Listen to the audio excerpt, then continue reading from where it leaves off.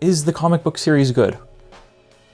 I mean, it's interesting, but all in all, as I read the comic book series, I can't help but feel that the comic book series didn't really understand what makes American Psycho special. It's lacking the dark comedy, it's lacking the satire, it's lacking the critique of any kind of culture or consumerism or materialism or whatever else. It doesn't have that same sort of schizophrenic confusion that the book has. It just doesn't feel deranged like the source material, and it feels like they took everything in the movie literally and just tried to make a sequel that way. Which, if you ask me, just taking the events of the movie literally is the least interesting thing you could have done for a sequel. Fortunately, there are some twists in the comic that we'll get into in a second that make the comic book a kind of interesting read, honestly. It feels like fan fiction in a lot of ways, but at the same time, it's interesting fan fiction, so there's that. You see, right off the bat, the American Psycho comic does something really interesting, which is it takes Willem Dafoe's character, Kimball the detective, and it twists him. Willem Dafoe doesn't have too many scenes in the original movie. I think he only talks to Patrick Bateman a couple times, and he only starts talking to Bateman whenever he's investigating the disappearance of Paul Allen. And really, that's why Willem Dafoe's character, Kimball, appears in Patrick Bateman's life. And so, of course, Kimball the detective comes and investigates Patrick Bateman. And so far as I can remember, we're not given any reason to believe that Kimball isn't who he says he is. We're not given any reason to believe that Kimball isn't a detective. But this comic essentially takes the character of Kimball and it twists him.